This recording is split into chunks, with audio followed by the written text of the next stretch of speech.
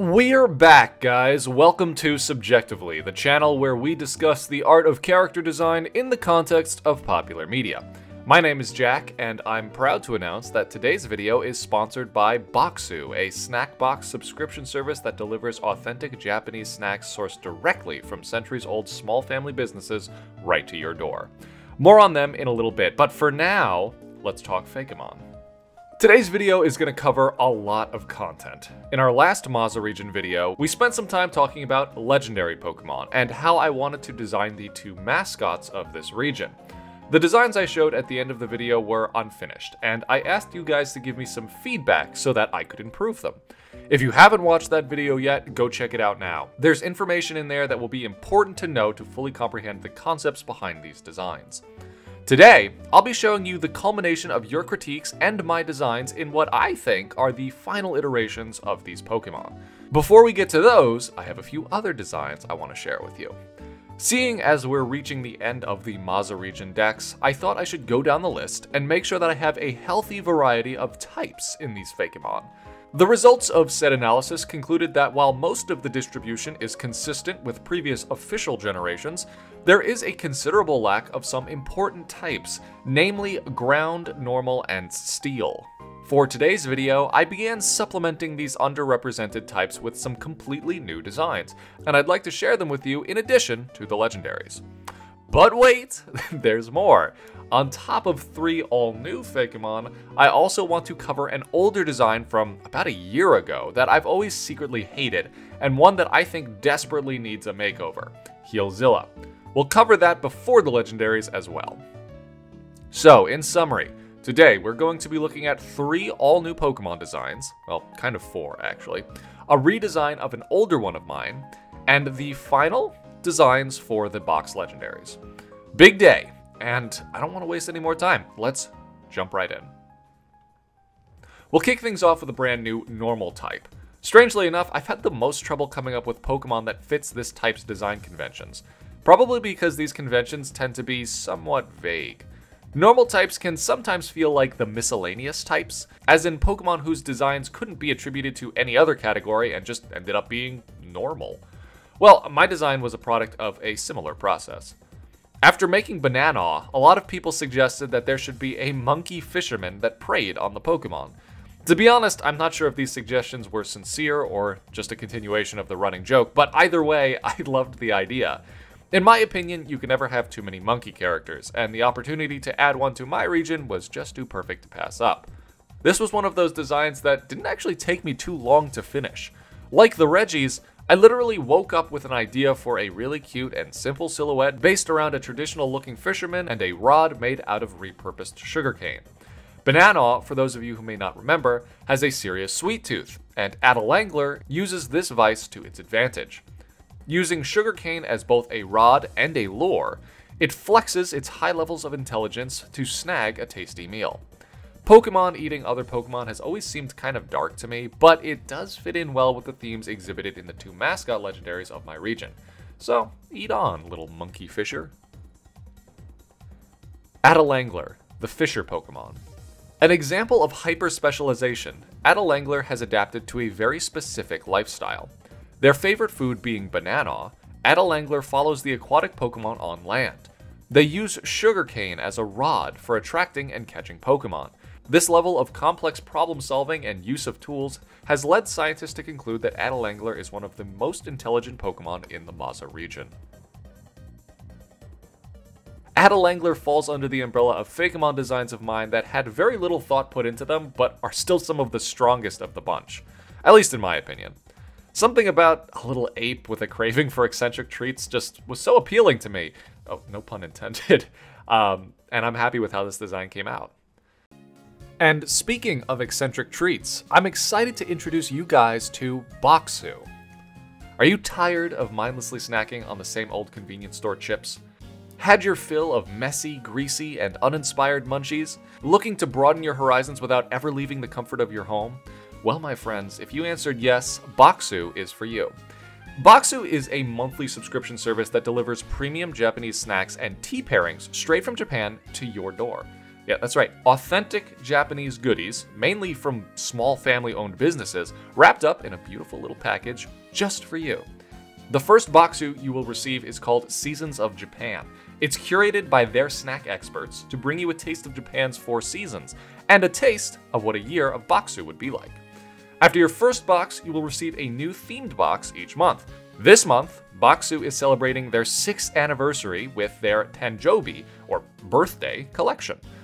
Inside your Boxu, you'll find all sorts of unique and enticing goodies from Japanese creators, some of whom have been around for over a century, really. Can't read Japanese? Me either, but it's okay. Boxu includes a helpful little manual to guide you through each snack, its allergen information, flavor profile, and even its history. Claire and I dug through our box, and I'm not exaggerating. We devoured like half of that thing in less than 10 minutes. There were so many delicious treats, most of them things I had never heard of before in my entire life. I personally really love salty snacks, and the Kabukiyage rice crackers, those were so freaking good that I need to find some other way to consistently stock these things in my house. But for those of you with more of a sweet tooth, don't worry. Boxu provides equal parts sweet and savory. My favorite sweet treat from this box was the chocolate banana langue du chat cookie. I don't know, that's not Japanese. I don't know if I'm pronouncing that right. And yes, it was as good as it sounds. If you want to try some of these amazing snacks out for yourself, be sure to click that link in the description of this video and use the code SUBJECTIVELY to get 15 bucks off your first order. I seriously hope Boxu asks to partner with us again just so I can get another box, but either way, I'm getting more of these. Thank you for listening to our little sponsored ad. We usually don't do things like this on our channel, but we sincerely love Boxu, so this was actually a real treat for us to do. Another unintentional pun. I swear I didn't mean to do that. Anyway, back to the Pokemon. Next up, we're going to look at a 2-stage steel and flying type line. A few disclaimers before we look at these guys. First off, yes, I know we have a lot of birds in the Maza region, but so what? When I picture the lush jungles of Maza, I imagine them filled with all sorts of colorful birds, and I'll probably include some more bird Pokemon from older generations in the Pokedex as well. Second, I designed this line in reverse, doing the final form before the first, but I'm going to show you them in the other order. And finally, this line is partially an inside joke, so it might look a little silly at first glance. All that said, the first stage of this line is very simple, and took me perhaps the least amount of time to design out of any Pokemon in the Maza region. This is because, like I said, it's mostly an inside joke for Claire. She really loves tiny, yellow, and cartoony depictions of chicks, and we call them Austers after a Yu-Gi-Oh card that she used to run in her deck. Because yellow was actually a dominant color in the second stage, which you'll see in a minute, it made sense to lean into that overly simplified and incredibly cute baby bird look that Claire loves so much. The hard hat element in this design will make more sense when you see the second stage, but for now consider it just the embodiment of Beak Peep's steel typing. I hadn't considered it when I first designed these Pokemon, but aside from Celesteela, every existing steel flying hybrid Pokemon is a bird. Maybe I took the easy route with these designs, but I think it'll make more sense when you see the second stage. Beak Peep, the helper Pokemon. Because they're raised in somewhat hazardous environments, Beak Peep leave a part of their eggshells on their heads to protect them from falling debris. The eggshell is remarkably resilient, able to deflect bits of wood and stone without so much as a scratch. In the wild, Beak Peep mimic the actions of their parents, attempting to help them with whatever it is they're working on. Trainers find that their Beak Peep will do the same to them. The evolution of Beak Peep is actually kind of 2 evolutions. Well, at least 2 designs.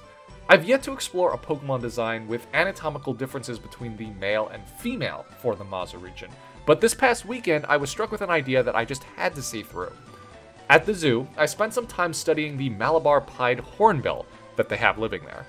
The differences between the male and female hornbill are subtle, but I really love how distinct they look from each other when perched together.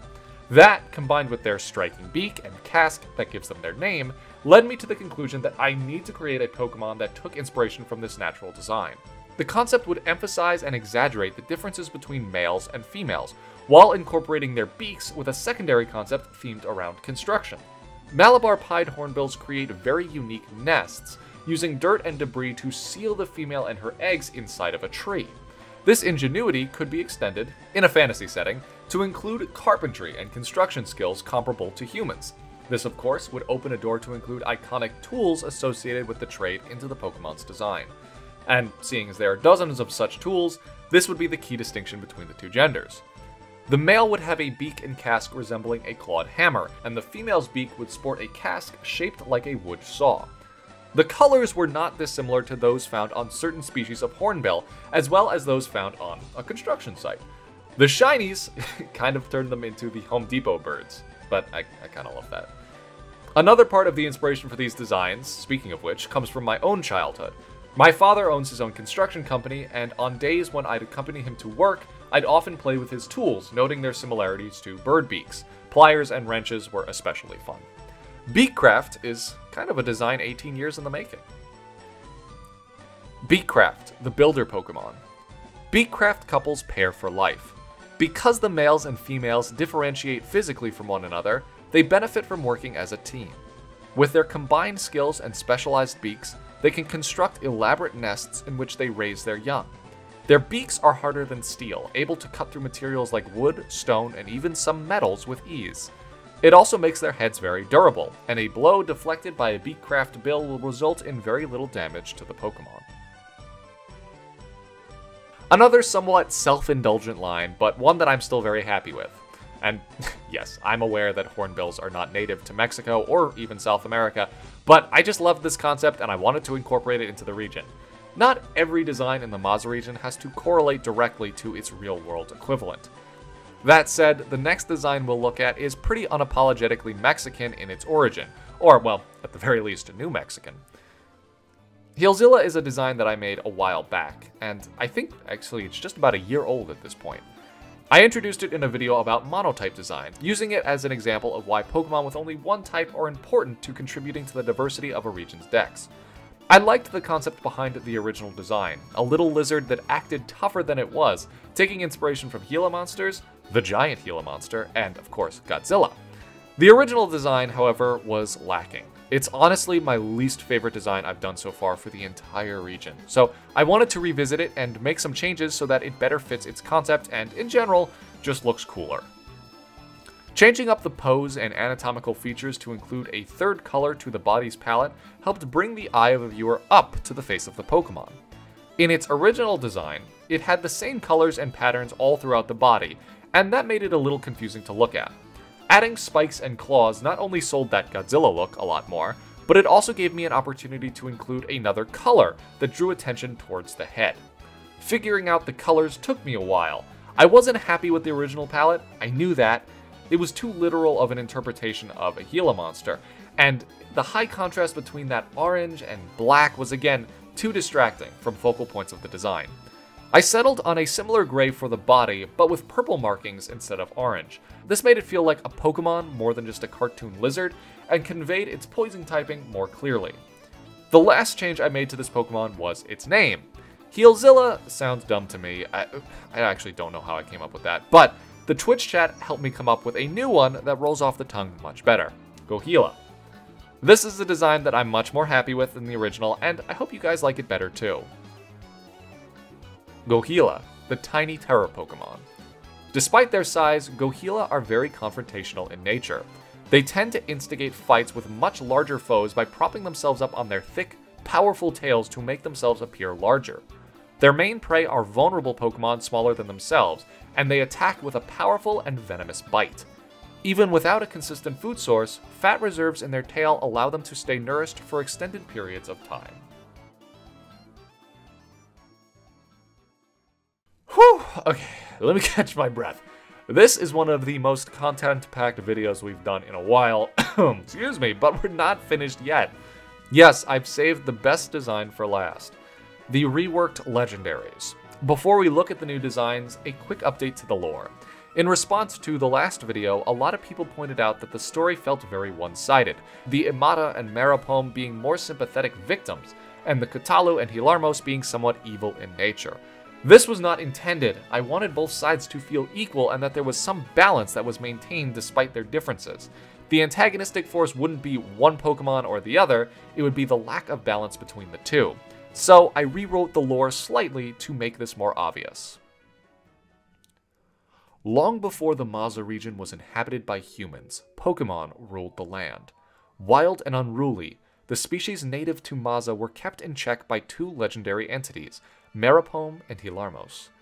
In order to preserve a healthy cycle of life and death, the two legendary Pokemon ensured that both predators and prey could live in balance. Maripome watched over the prey, teaching them how to run, hide, and defend themselves. Hilarmos lorded over the predators, ensuring that they did not take more than they needed to survive. The first human civilizations to form in the Maza region were called the Imata and Katalu. Over time, each society grew to acknowledge and revere the legendary Pokemon that shared their home. The Katalu were followers of Hilarmos, the first hunter. The Imata worshipped Maripome, the first hunted. Consequentially, the Imata and Katalu adopted lifestyles similar to their respective deities. Some favored the way of the predator, stagnant, unchanging, and always hungry for more, while other humans sought the life of prey, ever moving, ever vigilant, and wary of danger. While the teachings of Hilarmos and Maripome were understood by the Pokemon of the Maza region, the humans misconstrued their message. The Katalu saw themselves as superior to the Imata, driving them from the lush jungles and forcing them into a nomadic lifestyle in the barren desert. Seeking revenge for this injustice, the Imata plotted to overthrow the great kingdom of the Katalu.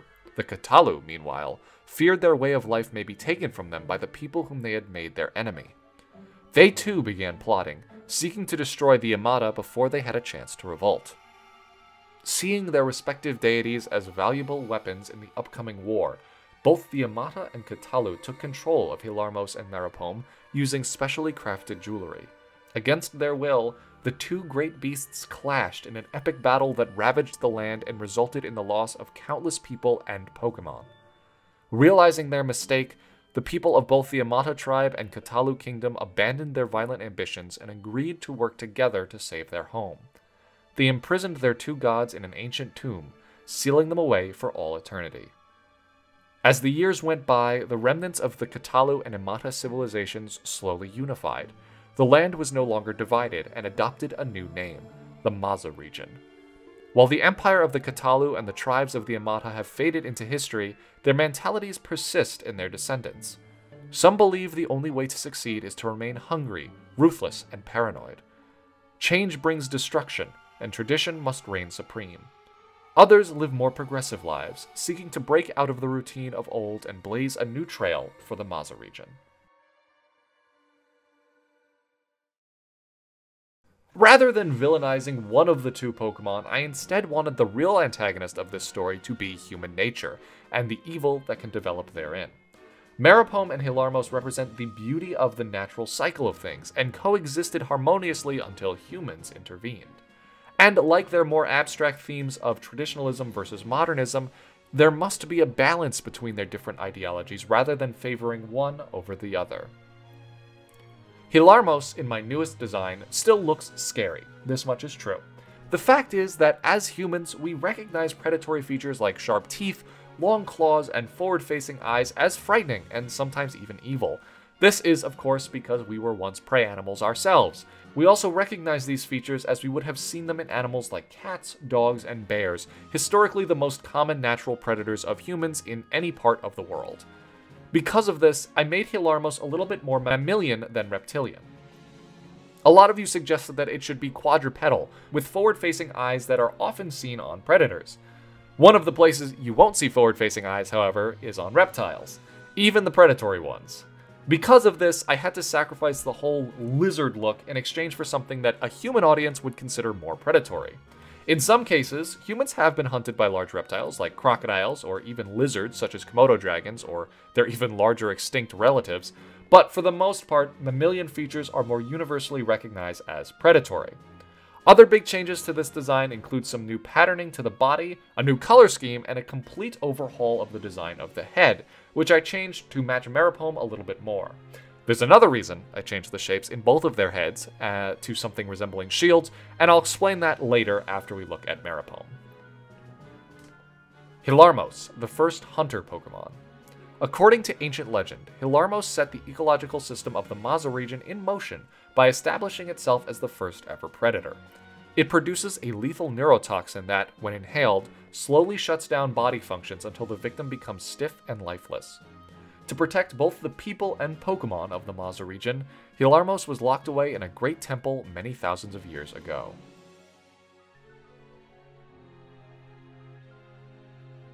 Maripome was actually a little bit easier for me to fix, and I had a lot of help from fans in the Discord.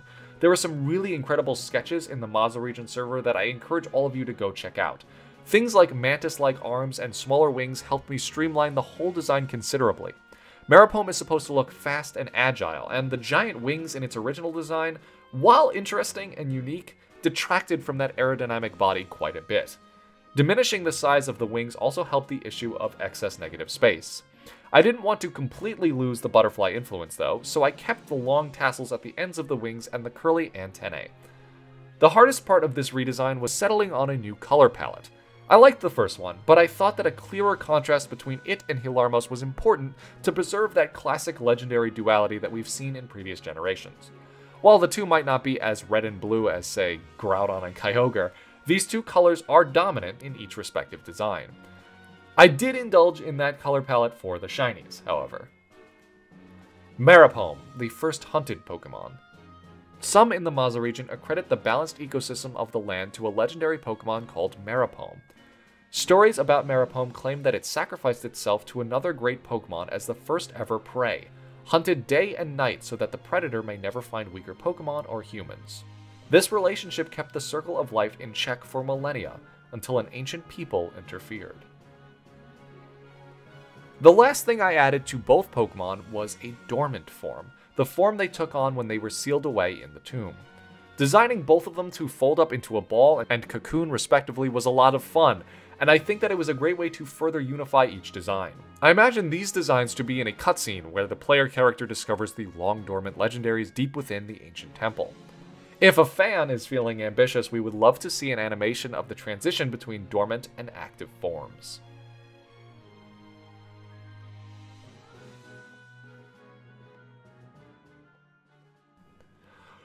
Oh, holy Moses, that was quite the video. I'm exhausted. I don't know about you guys. Be sure to let me know what you think of all of these designs. Do you like the 3 new Pokemon? How about the changes I made to Hezilla, or Gohila as it's now called? And finally, are you happy with the way the legendaries look? I really like Maripome, and I'm happy with Hilarmos, but I still feel like it's missing something. I don't know, you tell me. Anyway, thanks for watching, guys. Be sure to like and subscribe if you haven't already, and don't forget to check out Boxu. Remember, use the code subjectively to get $15 off your first order. Peace. We'll see you in the next video.